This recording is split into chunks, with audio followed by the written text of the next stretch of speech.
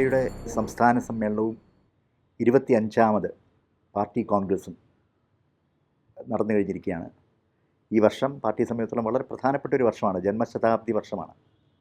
100 വർഷങ്ങൾക്ക് മുമ്പ് ഇന്ത്യയിൽ രൂപം കൊണ്ട കമ്മ്യൂണിസ്റ്റ് പാർട്ടി വളരെ അധികം സമരങ്ങളിലൂടെയും പ്രക്ഷോഭങ്ങളിലൂടെയും അതുപോലെ തന്നെ നയപരമായ മാറ്റങ്ങളിലൂടെയും തീരുമാനങ്ങളിലൂടെയൊക്കെ ഇന്ത്യൻ രാഷ്ട്രീയത്തിൽ ഒരുപാട് ചലനങ്ങളുണ്ടാക്കിയ, ഒരുപാട് നിർണായകമായ പങ്ക് വഹിച്ചൊരു പാർട്ടിയാണ്. ഇപ്പോൾ ഈ സമ്മേളനങ്ങൾക്ക് ശേഷം ഇപ്പോൾ നമ്മളോടൊപ്പം ഉള്ളത് കമ്മ്യൂണിസ്റ്റ് പാർട്ടിയുടെ സംസ്ഥാന സെക്രട്ടറി സഖാവ് ബിനോയ് വിശ്വവും ഇപ്പോൾ ദേശീയ സെക്രട്ടേറിയറ്റിലൂടെ അംഗമായ സഖാവ് പ്രകാശ് ബാബുവാണ്. എനിക്ക് സംസ്ഥാന സെക്രട്ടറിയോടാണ് ആദ്യം ചോദിക്കാനുള്ളത്, എങ്ങനെയുണ്ടായിരുന്നു സംസ്ഥാന സമ്മേളനം, അതുപോലെ തന്നെ ഇപ്പോൾ ഈ പാർട്ടി കോൺഗ്രസ് ഈ കഴിഞ്ഞ മാസങ്ങളൊക്കെ തന്നെ വളരെയധികം ജില്ലാ സമ്മേളനങ്ങളും മറ്റ് സമ്മേളനങ്ങളൊക്കെ ആയിട്ട് വളരെയധികം തിരക്ക് പിടിച്ച ദിവസങ്ങളായിരുന്നല്ലോ. എങ്ങനെ ഉണ്ടായിരുന്നു ഇതെല്ലാം കഴിഞ്ഞപ്പോൾ? സംസ്ഥാന സമ്മേളനവും പാർട്ടി കോൺഗ്രസും ശതാബ്ദി വർഷത്തിലെ ഏറ്റവും മഹത്തായ രണ്ട് രാഷ്ട്രീയ സംഘടനാ നടപടിയായിരുന്നു. രണ്ടും ഒന്നിനൊന്ന് തിളക്കമുള്ളതായിരുന്നു. കമ്മ്യൂണിസ്റ്റ് പാർട്ടി എന്താണെന്നും ആ പാർട്ടിക്ക് നിർവഹിക്കാൻ ഉള്ള ദൗത്യം എന്താണെന്നുമുള്ള തികഞ്ഞ ബോധ്യമായിരുന്നു സംസ്ഥാന സമ്മേളനത്തിലും പാർട്ടി കോൺഗ്രസിലും സഖാക്കളെ നയിച്ചത്. കമ്മ്യൂണിസ്റ്റ് പാർട്ടിയെപ്പറ്റി കുറേ കാലമായിട്ട് വലതുപക്ഷ മാധ്യമങ്ങൾ കേരളത്തിൽ പ്രത്യേകിച്ചും നിരന്തര പ്രചാരവേലയിലായിരുന്നു. പാർട്ടിക്ക് ആഭ്യന്തരമായിട്ടുള്ള സംഘർഷങ്ങൾ മൂലം ഒന്നും ചെയ്യാനാകാത്ത അവസ്ഥയിലേക്ക് പാർട്ടി എത്തിപ്പെട്ടു എന്ന് ബന്ധുക്കളെയും മിത്രങ്ങളെയും അമ്പരപ്പിക്കുമാറായിരുന്നു ആ പ്രചാരവേല. അസംഘടിതമായിരുന്നു. അറിഞ്ഞോ അറിയാതെ കുറേ സഖാക്കൾ ആ കെണിയിൽ പെട്ടുപോയിട്ടുമുണ്ടായിരുന്നു. സ്റ്റേറ്റ് സമ്മേളനത്തിൻ്റെ മുമ്പിലുള്ള മുഖ്യമായ കർത്തവ്യം ആ ഒരു തെറ്റായ അപവാദ പ്രചാരവേലയുടെ പിടികളിൽ നിന്ന് കമ്മ്യൂണിസ്റ്റ് പാർട്ടിയെ രക്ഷപ്പെട്ട് തീരൂ. ഒരുപാട് കാര്യം ചെയ്യാനുള്ള പാർട്ടികൾ നമ്മുടെ രാഷ്ട്രീയത്തിൻ്റെ സാമൂഹ്യ ജീവിതത്തിൻ്റെ എല്ലാ സന്ധിബന്ധങ്ങളെയും മാറ്റിക്കുറിക്കാനും ജനങ്ങൾക്ക് അനുകൂലമായ പുതിയ രാഷ്ട്രീയ നീക്കത്തിൻ്റെ വഴി കാണിക്കാനും ഇടതുപക്ഷ ജനാധിപത്യ ഐക്യത്തിൻ്റെ രാഷ്ട്രീയത്തിൻ്റെ മഹത്വം ഉയർത്തി കാണിക്കാനും എല്ലാം കഴിയേണ്ട പാർട്ടി. ആ പാർട്ടി അടിമൂടി ശക്തിപ്പെട്ടേ മതിയാവും. കമ്മ്യൂണിസ്റ്റ് പാർട്ടിക്ക് ശക്തിപ്പെടുക എന്ന വാക്കിൻ്റെ അർത്ഥം ഒരു വെറും വാക്കായിട്ട് ഒതുക്കാൻ പറ്റില്ല. കമ്മ്യൂണിസ്റ്റ് പാർട്ടി ശക്തിപ്പെടുക എന്ന് പറഞ്ഞാൽ ആശയപരമായി ശക്തിപ്പെടുക കമ്മ്യൂണിസ്റ്റ് പാർട്ടി. അത് രാഷ്ട്രീയ കാഴ്ചപ്പാടിൻ്റെ ആഴം വർദ്ധിക്കണം. അങ്ങനെയും കമ്മ്യൂണിസ്റ്റ് പാർട്ടി രാഷ്ട്രീയം ശക്തിപ്പെടണം. സംഘടനാപരമായും കമ്മ്യൂണിസ്റ്റ് പാർട്ടിക്ക് എന്നുള്ളതിനേക്കാൾ കൂടുതൽ പകരശേഷി വേണം, കെട്ടുറപ്പ് വേണം.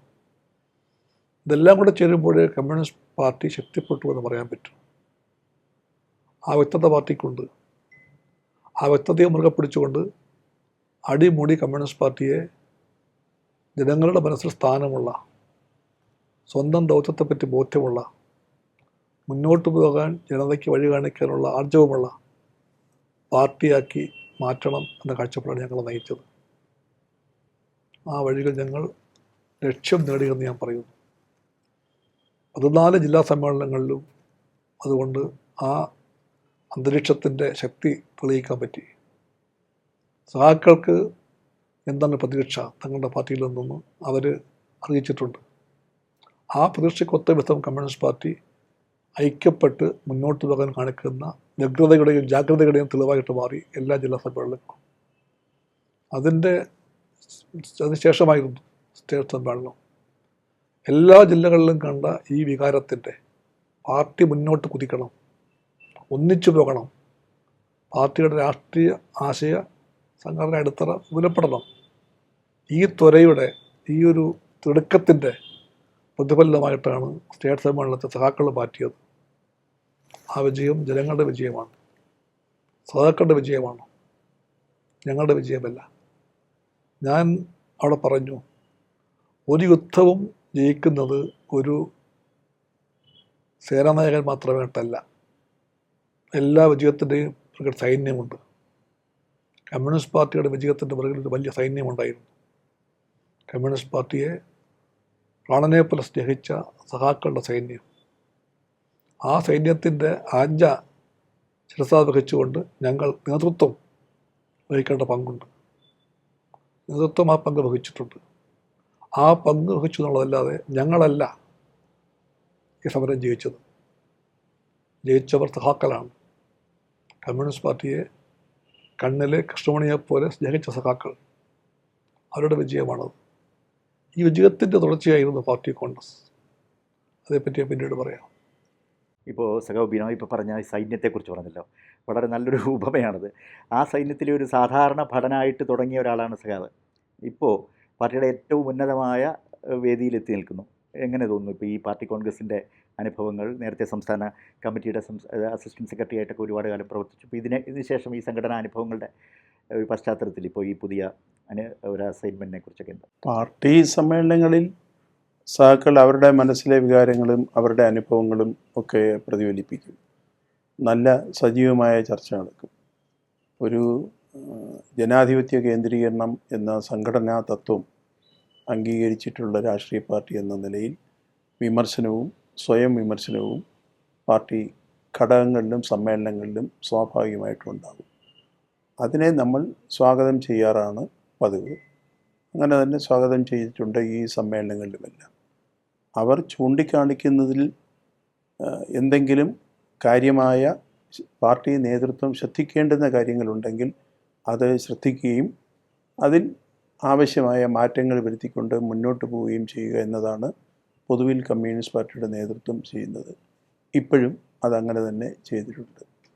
ജില്ലാ സമ്മേളനങ്ങളിൽ ഉണ്ടായ ആ ഒരു യോജിപ്പ് സംസ്ഥാന സമ്മേളനത്തിലും നല്ലതുപോലെ പ്രതിഫലിച്ചു. ബ്രാഞ്ച് സമ്മേളനങ്ങളിൽ ഉള്ളതിനേക്കാൾ കൂടുതൽ രാഷ്ട്രീയ കാര്യങ്ങൾ ലോക്കൽ സമ്മേളനങ്ങളിൽ ചർച്ച ചെയ്തു.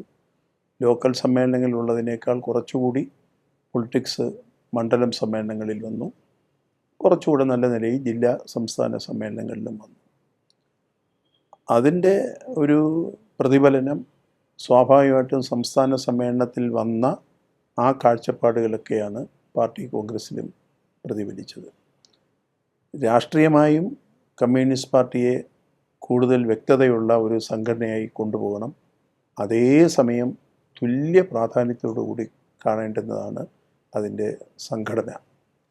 ആ സംഘടനാ കെട്ടുറപ്പും സംഘടനയുടെ എല്ലാ തലത്തിലുമുള്ള ആ ഒരു അതിൻ്റെ ഒരു കെട്ടുറപ്പിൻ്റെ മാത്രമല്ല, ഒരു പാർട്ടി ഓർഗനൈസേഷന് ഏറ്റവും അടിസ്ഥാനപരമായി വേണ്ടുന്ന ഒരു ഐഡിയോളജിക്കൽ ക്ലാരിറ്റിയുണ്ട്. അതിൻ്റെ സംഘടനാ പ്രവർത്തന ശൈലിയുണ്ട്. അതൊക്കെ നല്ല വ്യക്തതയോടു കൂടി കൊണ്ടുവന്ന് പാർട്ടിയുടെ സ്റ്റേറ്റ് സമ്മേളനവും പാർട്ടി കോൺഗ്രസും നടത്താൻ കഴിഞ്ഞിട്ടുണ്ട്. അതിലെ ചില അപാകതകളൊക്കെ സാക്കൾ ചൂണ്ടിക്കാണിച്ചു കാണും. അതിനെ വിമർശനപരമായി തന്നെ നമുക്ക് കാണാൻ കഴിയുന്നതാണ്. ആ നിലയിൽ കുറച്ചുകൂടി രാഷ്ട്രീയമായ വ്യക്തത ഇന്നത്തെ സന്ദർഭത്തിൽ കമ്മ്യൂണിസ്റ്റ് പാർട്ടിയുടെ മുഴുവൻ കേഡർമാർക്കും ഉണ്ടാവേണ്ടതായിട്ടുണ്ട്. പ്രത്യേകിച്ചും ഇന്ത്യയിൽ 2014 മുതൽ നിലനിൽക്കുന്ന ഒരു ഫാസിസ്റ്റ് ഭരണകൂടത്തിനെതിരായി എങ്ങനെയാണ് ഒരു വിശാല വേദി, മാർക്സിസ്റ്റ് ഐഡിയോളജിക്കാർ മാത്രമല്ല, അതിൻ്റെ കൂടെ മതേതരത്വത്തിലും ജനാധിപത്യത്തിലും വിശ്വസിക്കുന്ന പുരോഗമന ചിന്താഗതിക്കാരുൾപ്പെടെയുള്ള ആളുകളെ കൊണ്ടുവന്ന് ഒരു വിശാല വേദി പടുത്തുയർത്തുമ്പോൾ അത് ചിലപ്പോൾ ഒരു സാമ്പ്രദായിക കമ്മ്യൂണിസ്റ്റ് കാഴ്ചപ്പാടിൽ നിന്ന് വ്യത്യസ്തമായിരിക്കും. ഫാസിസത്തിനെതിരായിട്ട് രാജ്യത്ത് വളർന്നു വരേണ്ടുന്ന ആ വിശാല വേദിയെ സംബന്ധിച്ച് കുറച്ചുകൂടി നല്ല ക്ലാരിറ്റി ഇത്തവണത്തെ പാർട്ടി കോൺഗ്രസ്സിൽ ഉണ്ടായിട്ടുണ്ട് എന്നാണ് എൻ്റെ വിശ്വാസം. അതിൻ്റെ ദേശീയ തലത്തിലായാലും സംസ്ഥാനങ്ങളിലെ രാഷ്ട്രീയത്തിൻ്റെ പ്രത്യേകതകൾ വെച്ചുകൊണ്ടായാലും ആ നിലയിലുള്ള ഒരു വ്യക്തത കൈവരിക്കാൻ കഴിഞ്ഞിട്ടുണ്ട്. പാർട്ടി സംഘടനയും അതുപോലെ തന്നെ. പിന്നെ കമ്മ്യൂണിസ്റ്റ് പാർട്ടി കഴിഞ്ഞ പാർട്ടി കോൺഗ്രസ്സുകളിൽ അംഗീകരിച്ചിട്ടുള്ള തെരഞ്ഞെടുപ്പുമായി ബന്ധപ്പെട്ട ഒരു ടാക്റ്റിക്കൽ അപ്രോച്ചുണ്ട്. അത് ഇന്ത്യയിലുടനീളം ഒരേ സഖ്യം ഉണ്ടാവണം എന്നില്ല. അത് ഓരോ സംസ്ഥാനത്തെയും രാഷ്ട്രീയ പ്രത്യേകതകൾ കൂടി കണക്കിലെടുത്തുകൊണ്ട് ആ സംസ്ഥാനങ്ങളിൽ വ്യത്യസ്തമായ രാഷ്ട്രീയ കൂട്ടുകെട്ടുകൾ, അതൊരു തന്ത്രപരമായ സമീപനം എന്നുള്ള നിലയിൽ, ടാക്റ്റിക്കൽ അപ്രോച്ച് എന്നുള്ള നിലയിൽ അങ്ങനെ സ്വീകരിക്കണം എന്ന് കമ്മ്യൂണിസ്റ്റ് പാർട്ടിയുടെ 23-ാം പാർട്ടി കോൺഗ്രസ്സിലും 24-ാം പാർട്ടി കോൺഗ്രസ്സിലും ഇപ്പോഴും ആ നിലയിൽ തന്നെ കണ്ടിട്ടുണ്ട്.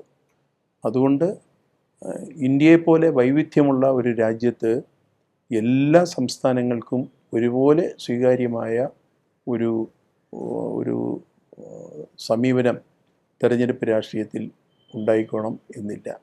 തെരഞ്ഞെടുപ്പ് രാഷ്ട്രീയത്തിൽ മാത്രമല്ല, ഈ പ്രക്ഷോഭങ്ങളിലും അതിൻ്റേതായിട്ടുള്ള വ്യത്യാസങ്ങൾ ഉണ്ടാകും. ആ നിലയിൽ കുറച്ചുകൂടി ക്ലാരിറ്റിയോടുകൂടി രാഷ്ട്രീയമായും സംഘടനാപരമായും കുറച്ചുകൂടി വ്യക്തതയോടുകൂടി മുന്നോട്ട് പോകാൻ കമ്മ്യൂണിസ്റ്റ് പാർട്ടിയുടെ ഇത്തവണത്തെ സംസ്ഥാന സമ്മേളനവും 25-ാം പാർട്ടി കോൺഗ്രസും സഹായിച്ചിട്ടുണ്ട് എന്നാണ് എൻ്റെ വിലയിരുത്തൽ. ഇപ്പോൾ നമ്മൾ ഈ ഫാസിസത്തിനെതിരായിട്ടുള്ള സമരം എന്ന് പറയുമ്പോൾ ഒരുപക്ഷെ കമ്മ്യൂണിസ്റ്റ് പാർട്ടി ആയിരിക്കും ഇന്ത്യയിലെ ഏറ്റവും ശക്തമായി ഈ ഫാസിസത്തിനെതിരെ ഒരു മുന്നറിയിപ്പ് നൽകിയ പാർട്ടി. വളരെ പണ്ട്, ഞാൻ ഇപ്പോഴത്തെ കാര്യമല്ല പറയുന്നത്, ഒരു 50 വർഷം മുമ്പ് തന്നെ ഇതിനെക്കുറിച്ച്, ഇതിൻ്റെ വരവിനെക്കുറിച്ച് പറഞ്ഞ ഒരു പാർട്ടിയാണ്. അതിനെ ഒരുപാട് പഴികേൽക്കുകയും ചെയ്തിട്ടുണ്ട് വേറൊരു പശ്ചാത്തലത്തിൽ, അടിയന്തരാവസ്ഥയുടെയൊക്കെ പശ്ചാത്തലത്തിൽ. ഇപ്പോൾ ഈ സമരം എന്ന് പറയുമ്പോൾ അന്ന് ഉള്ള കമ്മ്യൂണിസ്റ്റ് പാർട്ടിക്ക് അത് ഏറ്റെടുക്കാനുള്ള ഒരു വലിയ ശക്തി ഉണ്ടായിരുന്നു എന്ന് വേണമെങ്കിൽ ഞാൻ പറയും. പക്ഷേ ഇന്ന് നമുക്ക് അത്തരമൊരു ഒരു ആശയപരമായ നേതൃത്വം കൊടുക്കാനും അത്തരമൊരു ശക്തി ഇന്ന് കമ്മ്യൂണിസ്റ്റ് പാർട്ടിക്ക് ഉണ്ടെന്ന് വിശ്വസിക്കുന്നുണ്ടോ? ആ ശക്തി എണ്ണം നോക്കി മാത്രം പറയേണ്ടതല്ല. വജു തന്നെ പറഞ്ഞ മാതിരി ആദ്യമായിട്ട് കമ്മ്യൂണിസ്റ്റ് പാർട്ടിയുടെ ഭാഗത്തു നിന്ന് ഫാസിസ്റ്റ് വരവിനെ പറ്റി പറഞ്ഞത് അജയ് ഘോഷായിരുന്നു. അദ്ദേഹം കൃത്യമായിട്ട് പറഞ്ഞു, ഇന്ത്യയിൽ ഫാസിസം വരുമെങ്കിൽ, അങ്ങനെയാണെന്ന് പറഞ്ഞു, വരുമെന്ന് പറഞ്ഞില്ല, വരുമെങ്കിൽ എന്നാണ് പറഞ്ഞത്. അന്നത്തെ ഇന്ത്യ അങ്ങനെയായിരുന്നു, ആ ഇന്ത്യ പിന്നെ മാറിപ്പോയി. വരുമെങ്കിൽ അത് വരാൻ പോകുന്നത് ഭൂരിപക്ഷ വർഗീയതയുടെ രൂപത്തിലായിരിക്കുമെന്ന് അദ്ദേഹം പറഞ്ഞു. എത്രയോ ശരിയായിരുന്നു. ഈ ദൂരക്കാഴ്ചയാണ് മാർക്സിസത്തിൻ്റെ കരുത്ത്. മാർക്സിസം വെറുതെ ഒരു ചപ്പടാച്ചി വർത്താനത്തിൻ്റെ ശാസ്ത്രമല്ല.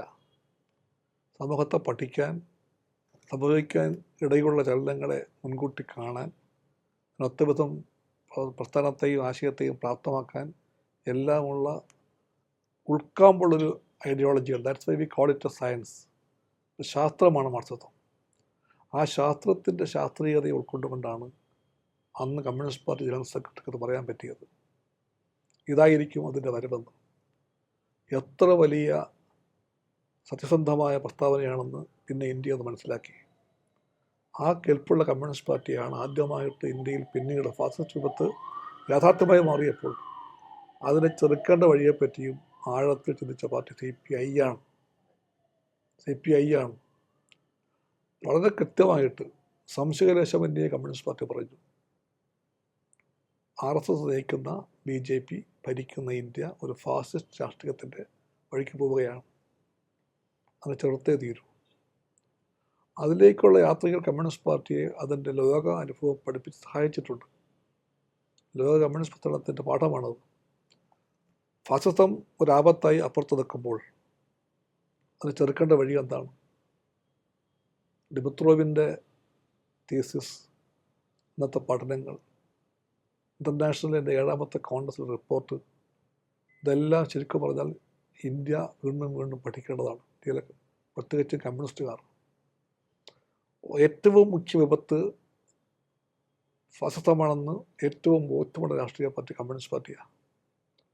ആ ഫാസിസം അപ്പുറത്ത് നിൽക്കുമ്പോഴേക്കും അടിയന്തര കർത്തവ്യം അതിൻ്റെ ചെറുക്കലാണെന്നും ഏറ്റവും വ്യക്തതയുള്ള പാർട്ടി കമ്മ്യൂണിസ്റ്റ് പാർട്ടിയാണ്. ആ മുഖ്യ ശത്രുവിനെ തോൽപ്പിക്കാൻ വേണ്ടി യോജിക്കാവുന്ന എല്ലാവരെയും കോർത്തിണക്കിക്കൊണ്ട് മുന്നോട്ട് പോകാനുള്ള സമരതന്ത്രത്തെ പറ്റിയാണ് മാർക്സിസം ലോകത്തെ പഠിപ്പിച്ചത്. അതിൻ്റെ പാഠമാണ് 2ാം ലോകമഹായുദ്ധ കാലത്ത് കമ്മ്യൂണിസ്റ്റ് പാർട്ടിയുടെ അന്നത്തെ നേതൃത്വങ്ങൾ എല്ലാ രാജ്യങ്ങളിലും പ്രവർത്തിയാക്കിയത്. അങ്ങനെയാണ് ഹിറ്റ്ലർ ഫാസിസത്തെ ചെറുക്കാൻ വേണ്ടി യൂറോപ്പിന് മുഴുവനും വിഴുങ്ങിയിട്ട് ലോകത്തെ വിഴുങ്ങാനായി ആട്ടിപിടിച്ച വായും പിളർന്ന് പാഞ്ഞു വന്ന ഹിറ്റ്ലർ ഫാസിസത്തെ തടയുവാനായി സോവിയറ്റ് യൂണിയൻ ബാക്കിയെല്ലാം മറന്നുകൊണ്ട് അന്ന് അമേരിക്കയുമായി ബ്രിട്ടനുമായി സഖ്യമുണ്ടാക്കി. ആ സഖ്യത്തിൻ്റെ വിജയമാണ് ഫാസിസത്തെ പരാജയപ്പെടുത്തിയത്. അങ്ങനെയാണ് 45 മെയ് മാസം 9 ഹിറ്റ്ലറുടെ ആസ്ഥാനമായ ജർമ്മനിയിലെ ബെർലിനിലെ റൈസ്ടാഗിൻ്റെ മുകളിൽ ആ ചുവന്ന കൊടി പാറിക്കളിച്ചത്. ആ കൊടി ലോകത്തോട് പറഞ്ഞു, പരാജയപ്പെട്ടിരിക്കുന്നു ഫാസിസമെന്ന്. അതിനെ പരാജയപ്പെടുത്താൻ കഴിയും ലോകത്തിനെന്ന് പറഞ്ഞു കൊടുത്തു ആ കൊടി. അത് കമ്മ്യൂണിസ്റ്റ് കൊടിയായിരുന്നു. ആ കൊടി അവിടെ പറപ്പിക്കാൻ വേണ്ടിയുള്ള സമരത്തിൽ സോവിയറ്റ് യൂണിയനും അവിടുത്തെ കമ്മ്യൂണിസ്റ്റ് പാർട്ടിയും തന്നെ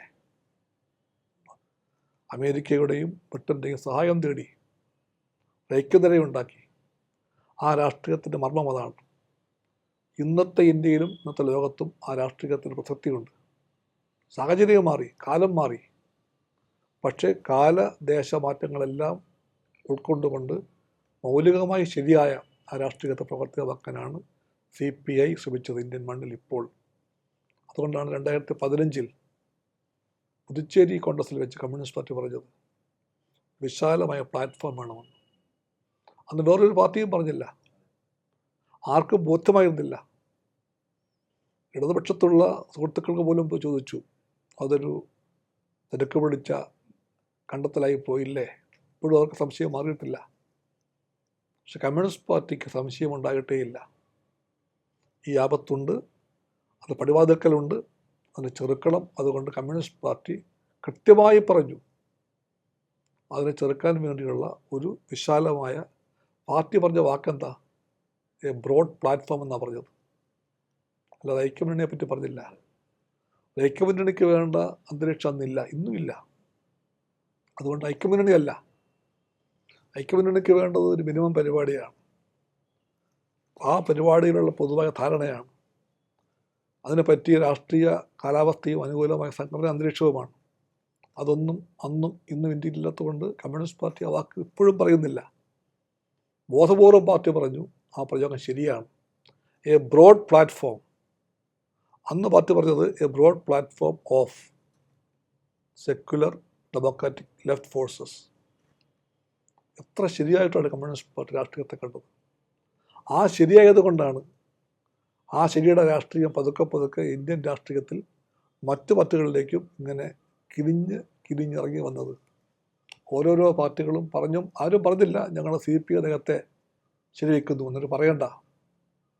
സൂക്ഷ്മമായി രാഷ്ട്രീയത്തെ നോക്കുന്ന നിരീക്ഷകന്മാർക്ക് പക്ഷേ ബോധ്യപ്പെടും.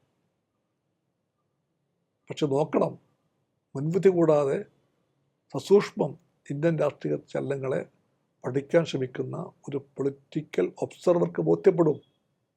CPI പറഞ്ഞ രാഷ്ട്രീയമാണ് പിന്നീട് ഇന്ത്യ സഖ്യമായിട്ട് മാറിയത്. ആരും സമ്മതിക്കില്ലായിരിക്കാം, പക്ഷേ സത്യമാണത്. ഇന്ത്യ സഖ്യത്തിൻ്റെ പുറകിൽ ഈ രാഷ്ട്രീയ ജാഗ്രതയും രാഷ്ട്രീയ മുൻകൈയും കാണിക്കാൻ കെൽപ്പ് കാണിച്ച പാർട്ടിയാണ് CPI. അതുകൊണ്ട് ഇന്ത്യ സഖ്യത്തിൻ്റെ പുറകിൽ കമ്മ്യൂണിസ്റ്റ് പാർട്ടിക്ക് ന്യായമായിട്ട് സമാനമുണ്ട്, ചരിതാർത്ഥവുമുണ്ട്. പക്ഷെ ഇനി അങ്ങോട്ട് ചോദ്യങ്ങളെ പറ്റിയൊക്കെ ചർച്ച വരുമ്പോൾ പാർട്ടിക്ക് സ്വന്തം അഭിപ്രായങ്ങളുണ്ട്, ഇപ്പോഴുമുണ്ട്. ഇന്ത്യ സഖ്യം രാഷ്ട്രീയമായി ശരിയായിരുന്നു, ഇന്ത്യ അലയൻസ്. അതിനെപ്പറ്റി തർക്കമുണ്ട്. അതിൽ ചേരാവോ, അല്ല കമ്മിറ്റിയിൽ ചേരാവോ, ഇതൊക്കെ തർക്കിച്ച ആൾക്കാരൊക്കെ ഉണ്ട്. എന്തായാലും ഇന്ത്യ സഖ്യത്തിൻ്റെ രാഷ്ട്രീയത്തിൻ്റെ പൊതുഗതിയും ആശയത്തിൻ്റെ കണ്ടൻറ്റും പൂർണ്ണമായും ശരിയായിരുന്നു. ഇപ്പോഴെന്താ സ്ഥിതി? ഇന്ത്യ സഖ്യം എന്നതുകൊണ്ടാണ് ചാഡ് സൗ പാറിനെ പറ്റി പറഞ്ഞ നരേന്ദ്രമോദിയുടെ സ്വപ്നം പൊലിഞ്ഞു പോയത്. 400-ന് മേൽ സീറ്റുകൾ നേടി, ഭരണഘടനയെ തിരുത്തി എഴുതി, മനുസ്മൃതിയെ അടിസ്ഥാനമാക്കിയുള്ള പുതിയ ഭരണഘടന കൊണ്ടുവന്ന് അവർക്കിഷ്ടമുള്ളതെല്ലാം അടിച്ചേൽപ്പിക്കാൻ വേണ്ടി പാർലമെൻറ്റിനെ തന്നെ ആധാരമാക്കി ഫാസിസ്റ്റ് രാഷ്ട്രീയത്തിൻ്റെ ഒരു പിടിമുറുക്കാനായിരുന്നു മോദിയും BJPയും RSSും കരുനീക്കിയതെങ്കിൽ അതിനെ തടഞ്ഞു നിർത്താൻ കഴിഞ്ഞത് ഇന്ത്യ സഖ്യത്തിലാണ്. മോദിക്ക് ഒറ്റയ്ക്ക് ഭൂരിപക്ഷം ഇല്ല. ഒരു ഭാഗത്ത് JDU വേണം, മറുഭാഗത്ത് TDP വേണം. ഇന്ത്യ സഖ്യത്തിൻ്റെ വിജയമാണത്. അതിൻ്റെ പരാജയം എന്താ? ദൗർബല്യം അതിലെ മുഖ്യ പാർട്ടിയായിട്ടുള്ള കോൺഗ്രസ് ഒരു പാൻ ഇന്ത്യ പ്രസൻസ് ഉള്ള പാർട്ടിയാണ്. ഇന്ത്യ വ്യാപകമായ പ്രസൻസ് ആ പാർട്ടിക്കുണ്ട്. ആ പാർട്ടിക്ക് പക്ഷേ ഈ രാഷ്ട്രീയത്തിൻ്റെ അർത്ഥത്തെപ്പറ്റി ഇപ്പോഴും ബോധ്യമായിട്ടില്ല. അതുകൊണ്ടാണ് ആ ബോധ്യമില്ലായ്മയാണ്, ദൂരക്കാഴ്ചയില്ലായ്മയാണ് കോൺഗ്രസിൻ്റെ പ്രശ്നം. രാഷ്ട്രീയമായിട്ടുള്ളതിൻ്റെ നോട്ടം മൂക്കിൻ്റെ അപ്പുറത്തേക്ക് പോകുന്നില്ല. അതുകൊണ്ടാണ് ഇപ്പോഴും ഹരിയാനയിൽ BJP ഭരിക്കുന്നത്. അതുകൊണ്ടാണ് ഡൽഹിയിൽ BJPക്ക് ഭരിക്കാനാകുന്നത്. മഹാരാഷ്ട്ര BJP ഏൽപ്പിച്ചു കൊടുത്തത് ആ രാഷ്ട്രീയ ദൂരക്കാഴ്ചയില്ലായ്മയാണ്. അതിൻ്റെ പാഠം കോൺഗ്രസ് പഠിക്കണം. ആ കാര്യമാണ് ചണ്ഡീഗഡ് കോൺഗ്രസിൽ പാർട്ടി വീണ്ടും പറഞ്ഞത്. ഇന്ത്യ സഖ്യത്തിൻ്റെ രാഷ്ട്രീയം മൗലികമായി ശരിയായിരിക്കെ തന്നെ ആ ശരിയായ രാഷ്ട്രീയത്തിൻ്റെ നിർവഹണത്തിൽ ഓരോ പാർട്ടിയും പാലിക്കേണ്ട സാമൂഹ്യ മര്യാദകളുണ്ട്, രാഷ്ട്രീയ മാന്യതകളുണ്ട്, മുന്നണി ബന്ധങ്ങളുടെ മര്യാദയുണ്ട്. അത് പാലിച്ചു കൊണ്ടുപോകണം. അതിനകത്ത് മുഖ്യമാണ് സീറ്റ് ഷെയറിങ്. ഞങ്ങൾ മാത്രം മതി എന്ന് പറഞ്ഞാൽ പോരാ, എല്ലാ പാർട്ടികൾക്കും ഈ സമരത്തിൽ വഹിക്കേണ്ട പങ്കുണ്ട്. ആ പങ്ക് വഹിക്കാൻ എല്ലാ പാർട്ടികളെയും പ്രാപ്തമാക്കണം. അതിനവർക്ക് കിട്ടേണ്ട സീറ്റ് പങ്കുവെച്ച് കൊടുക്കണം. അതാണ് പച്ച മലയാളം. ഈ ആശയമാണ് ചണ്ഡീഗഡ് കോൺഗ്രസിൽ കമ്മ്യൂണിസ്റ്റ് പാർട്ടി ഒന്ന് പറയാൻ ശ്രമിച്ചത്.